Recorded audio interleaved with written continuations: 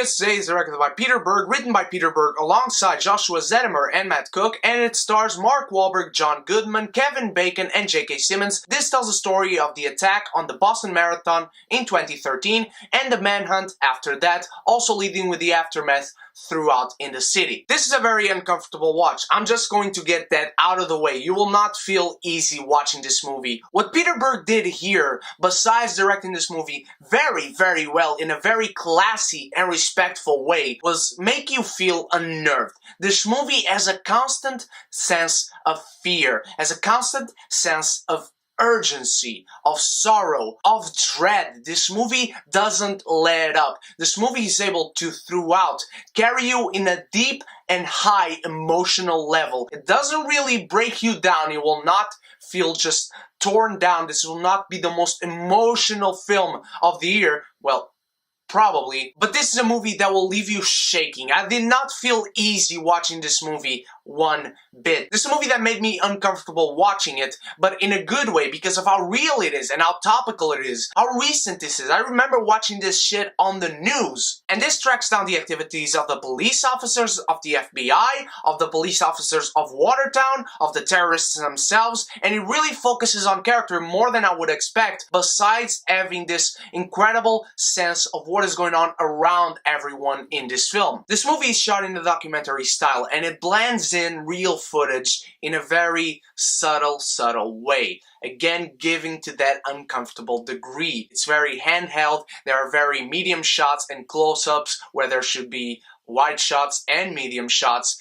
And you always feel like you're in there, not necessarily with the characters, but with the crowd, with the people that were injured, with the people that were taken to the hospital, with the officers as they are investigating, with the FBI as it arrives in the area. Mark Wahlberg, it was not until recently that I heard that he was playing a made-up character for this film. And watching this film, I understand that it needed to be a through line because from what I've heard, even from people who are from Boston and were there when this shit happened, there wasn't this through line there was going to be needed if there ever was going to be a fictional work based on these real events. Mark Wahlberg, as a main character in a narrative, he does not take much space or time. The movie just never focuses on a main story or plot thread focused on him taking away from the rest of the film or any of the other characters. He's a character here that just makes the movie flow, and the narrative flow, and it flows beautifully. At certain points, I questioned, yes, he's a made-up character, and knowing that takes me a little bit out of that, but just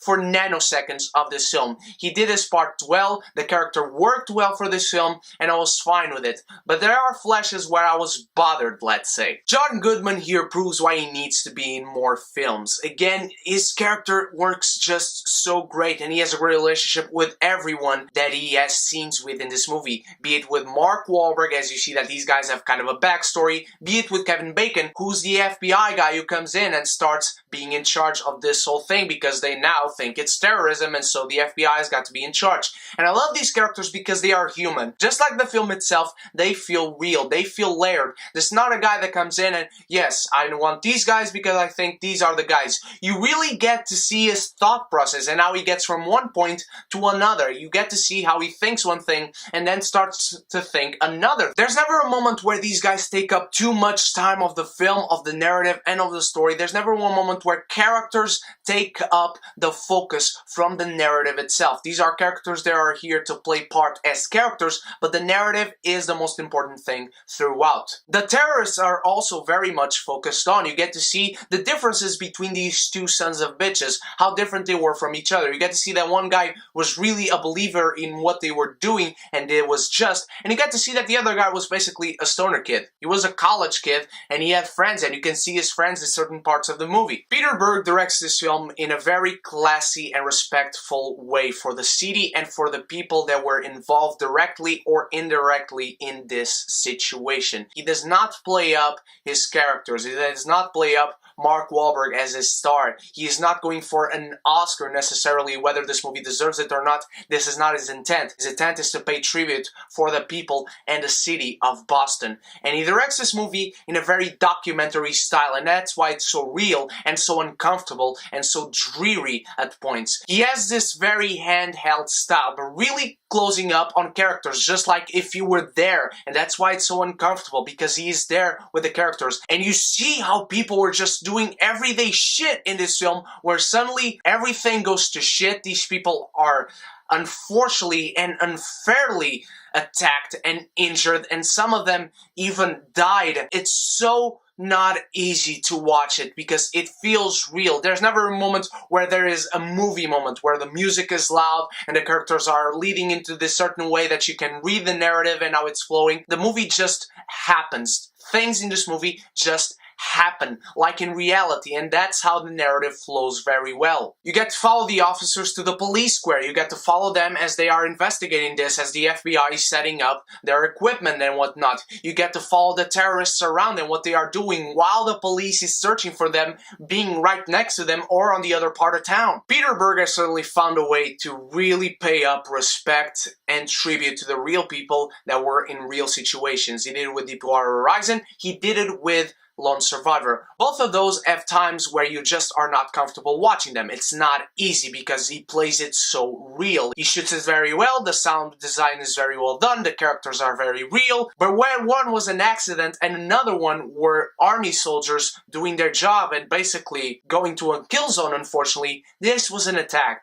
This was an attack on people, on innocent people, on everyday people doing everyday shit on their everyday lives in their everyday city and town and homes. And that's why it feels so relatable, because every day you are doing everyday shit. Right now, if you are watching this video, I'm sure you watch any other YouTube videos every other day and you are doing everyday shit. And that's why it feels so relatable. And that's why these characters don't take up the action or the narrative. The narrative just flows, and it flows through the characters. The characters are here to serve the narrative just like any other movie, but Peter Berg plays it very, very respectfully and doesn't let the characters overtake and be the most important part of this. The most important part of this is telling what happened and how the characters got there, and that's how the story is the most important. Don't watch this movie if you're not comfortable with real life situations, because this is one of the most uncomfortable movies I've ever had to watch.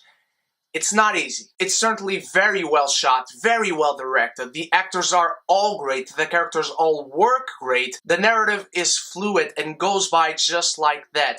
But if you are easily taken by your feelings, don't watch this. If there are any gripes I have with this movie besides those flashes that make me question the flow and the realism of this movie, because I know that the Mark Wahlberg character was made up, is not only the replay value of this movie because of how uncomfortable it is to watch. The finale of the third act really makes it feel like a conventional narrative. Not bad at all, it's good, it just doesn't feel as elevated material as the rest of the film is, and it really downplays the value of those last 20 minutes in a fictional sense. Patriots Day is definitely a movie that deserves awards consideration. It's definitely a movie that pays respect to every single people that witnessed this horrid, tragic event, and it is certainly a collector's item.